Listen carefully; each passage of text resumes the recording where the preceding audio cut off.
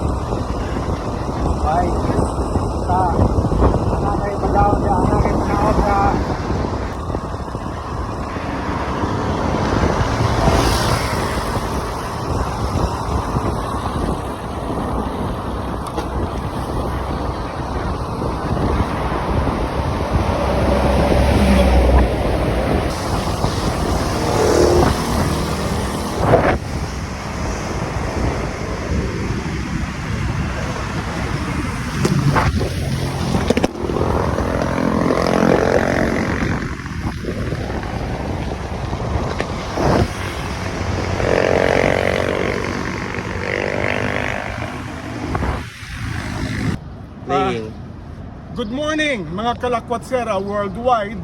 Last summer, I refused to cross the longest bridge in the Philippines because of humidity and heat. Dili kaya ng senior citizen to be crossing 8.9 kilometers with extreme heat. So wala si Mamita naka-feature ng longest bridge in the Philippines. But now, it's already rainy season. Let's go back, crossing the most architectural wonders in the province of Cebu, the Cebu-Cordova Link Expressway, also known as CCLX, 8.9 kilometers in length, connecting mainland Cebu to the municipality of Cordova, Lapu-Lapu City, and Mactan Island. Thank you very much. Bye. Thank you, Nak.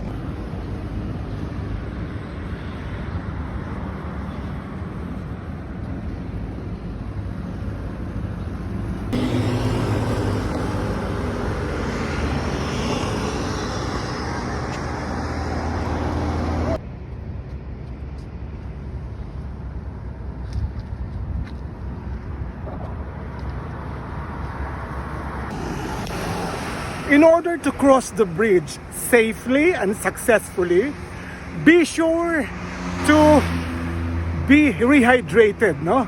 Magbaon ng tubig, wear a very comfortable running gear, the best sneakers, at the same time, a night before crossing the bridge, well rested, an 8 hour of sleep, at the same time, dapat warm up muna. Remember, it's 8.9 kilometers in length. Okay? Take the challenge and do it successfully, and it will be empowering once you are able to cross the bridge. The longest bridge in the Philippines, the Cebu-Cordova Link Expressway. Thank you.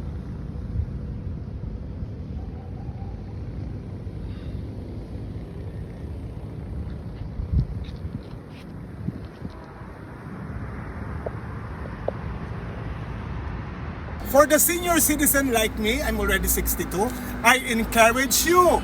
Why won't you try crossing the bridge? Just be sure na safe kayo mo, bring a companion with you. And for the LGBTQI community, kaysa sige grampa kada gabi, mahurot pa inyong kwarta, wake up early and stay healthy by jogging, brisk walking, and cross the bridge with style. Magpagwapa na, rich pa ka. Bye! Thank you!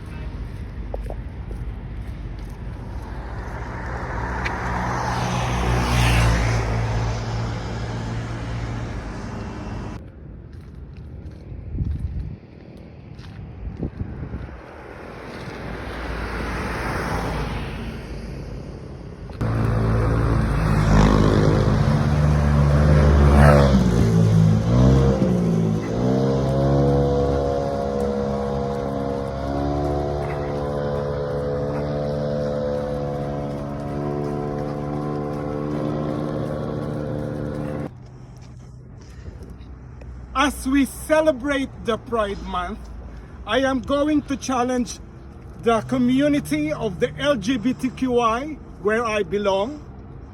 Why won't you spare time to take good care of yourself?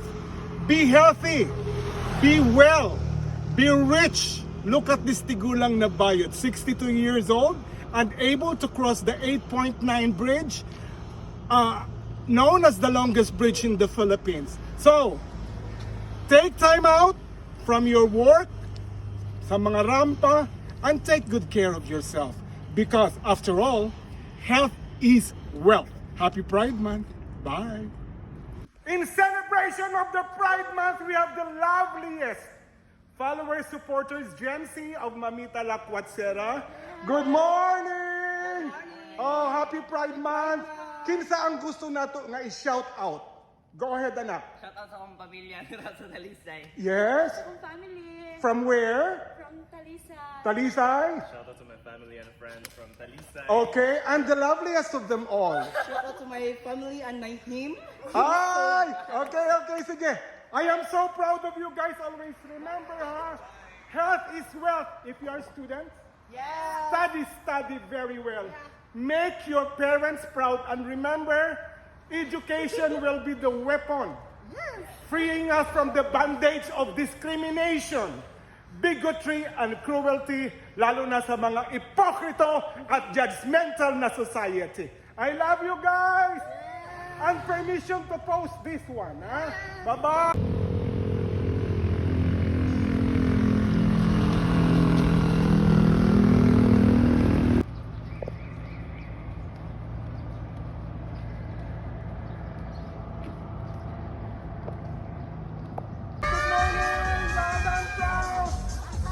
Mga bayot kami, go! Mga bayot kami! Mga bayot kami! Mga bayot kami! Hey!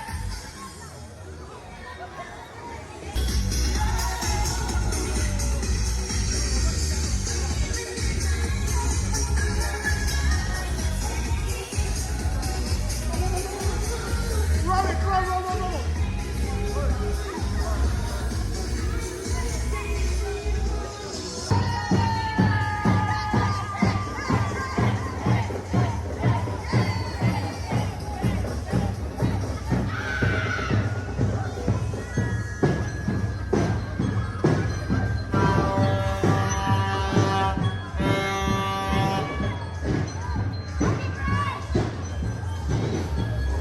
So proud of the LGBTQI community here in Lapu-Lapu City.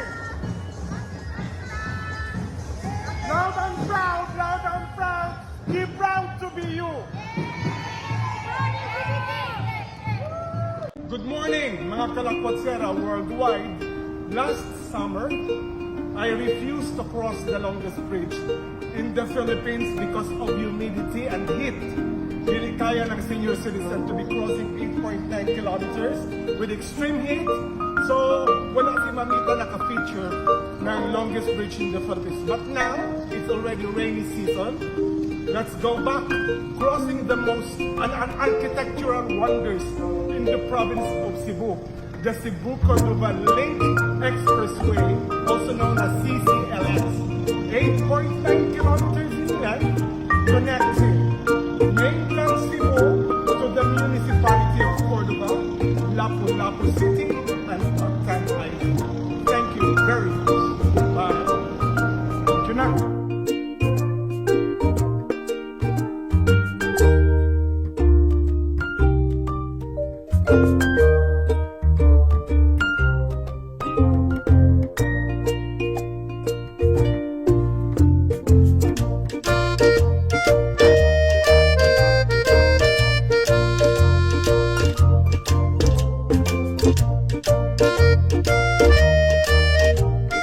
For the senior citizen like me, I'm already 62, I encourage you. Why won't you try crossing the bridge? Just be sure na safe kayo mo, bring a companion with you. And for the LGBTQI community, kaysa sige grampa kada gabi, mahurot pa inyong kwarta, wake up early and stay healthy by jogging, brisk walking, and cross the bridge with style. Magpagwapa na, rich pa ka. Bye! Thank you!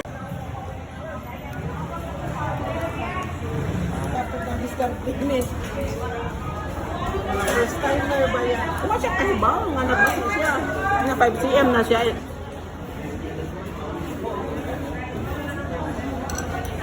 Kaya, diri sa Bluma Canteen, this time dili ni pamahaw, paniud to ni siya with Minerva or Shirley. Lunchtime, diri sa Bluma Canteen. Yan.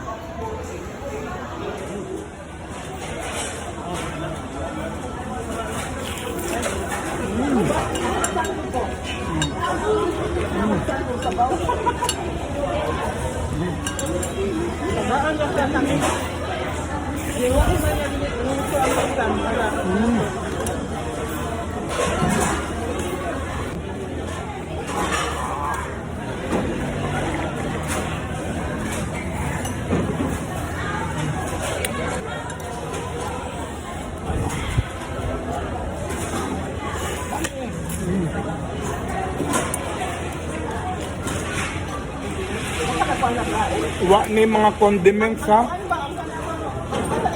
Ang lasa ani nagumikan na gyud sa mga gulay ug sa subak. Ayan siya pala, ang sinog ba?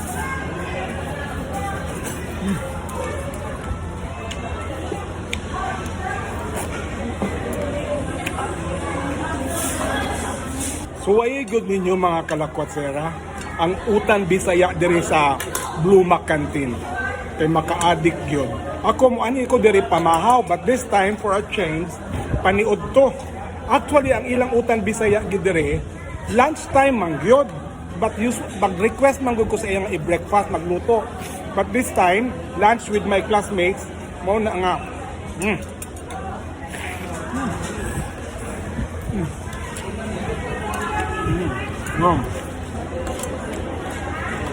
Working lami ah.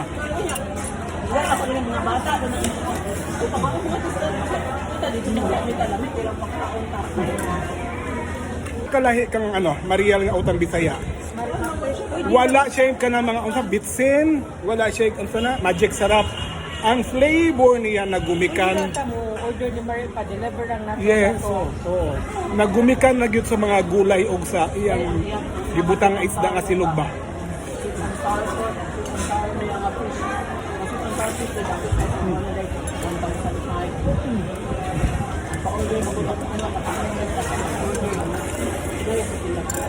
Hindi mo sa Bluma Canteen ha. Utan Bisaya. Order lang sa anong Marie. Lunchtime. Mga po dito larang. Larang siya. This time, dili na ni siya painit. Kay, it's, 1 o'clock in the afternoon. So, mauna ni siya panghimagas na to, putumaya. Pili ra mo ha, pulos na ako ni mga friend. Ang lettuce, putumaya. Yung lettuce, putumaya. Pili ra mo dira. So, painit sa buntag, snack para noontime. With my classmates, Rina, may na-experience din mo. Dari si Vice Ganda o si Sherida. Ano yan? Si Ann, say hello. Minerva, and my dear Shirley. This is my photo from Rita. Rina, pa ni sa Amerika rin ha? Wala. Oh, wala sa Amerika. So, beautiful experience with batchmate from the University of Southern Philippines, Mabini Campus, batch 77-78, the section 1. Thank you. Mga kanang mga Cebuanon sa na nag-recommend sa ila.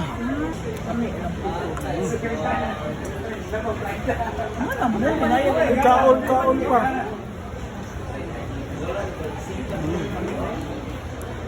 Si nanay magbudbud lang.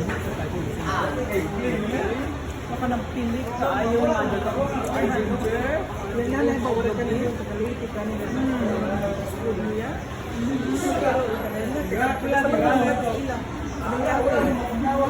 Bayad. Okay, limpyo.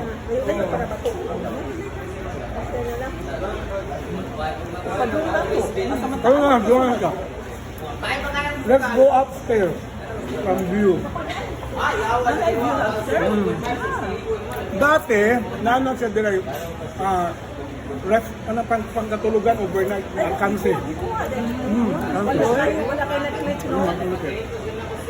Panas ka naman yung programa. Mas pagkuha ka ng magkuhan, mga reta na. Oo, overnight, o ka ng mga labasera. Mga festival. Sabon. Okay. Gawin mo na ito rin. Kasi bakit mga people naman yung gawin. Sila kasi wala po siya kayo ng maintenance ba? Expensive pa ako kami. O, importante ba yung pinag-maintenance? O, di man mabalik ako ng tao, magkuhan. Eh, mahal man. 750 a night. Mahal. Ano naka-afford ng 750? Tundot kayo ang view, oh. While galanch ta sa Blue Canteen.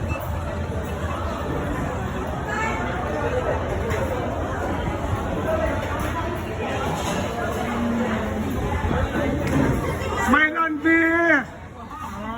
Panihan, oy! Oh. Here usually for lunch pero karon special. Kay diri mi mag-lunch sa Blue Canteen, Tintin Eatery. There is a Blue Mac with my classmates from the University of Southern Philippines.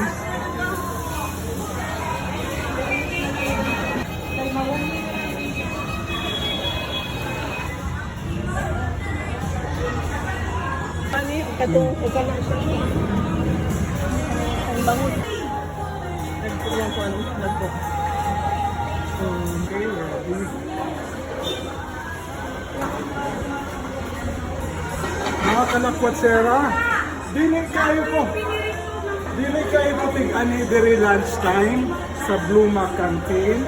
I usually come here for breakfast, but this is a very special day kay I brought my classmates from the University of Southern Philippines, Mabini Campus, batch 77-78, the section 1, para matilawan ang mga pagkaon ni Chef Mariel dili sa Blue Canteen ang Tintin Eatery ug makita sa nila nga unsa ang kausaban dili sa Carbon karon.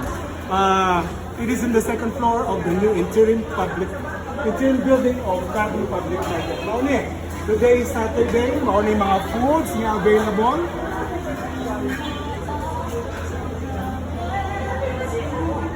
Okay, and with my classmates, although we're still waiting for 2 more. See you. Bye-bye. Thank you na.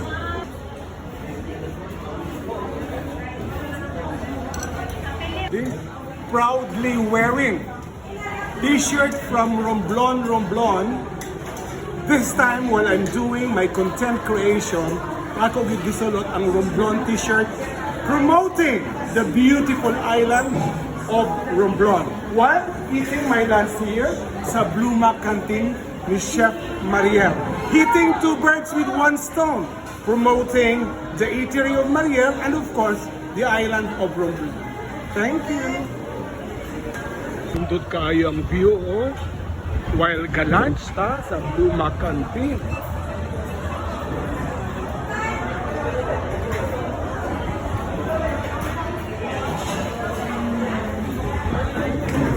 Smile Andy! Panihan, oy! Oh. Here usually for lunch pero karon special. Kay diri mi mag-lunch sa Blue Canteen, Tintin Eatery. There is a Blue Mac with my classmates from the University of Southern Philippines.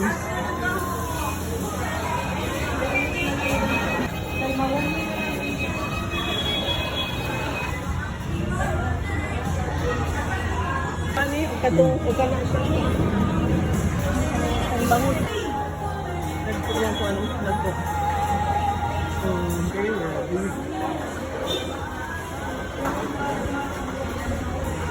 Mga kanakwatsera, dili kayo po tig-ani diri lunchtime sa Blue Canteen. I usually come here for breakfast, but this is a very special day kay I brought my classmates from the University of Southern Philippines, Mabini Campus, batch 77-78, the section 1 para matilawan ang mga pagkaon ni Chef Mariel dili sa Blue Mac Campaign ang Clinton Eatery ug makita sa nila nga unsa ang kausaban dili sa Carbon karon. It is in the second floor of the new interim building of Carbon Public Market. Mauni, today is Saturday, mauni mga foods nga available.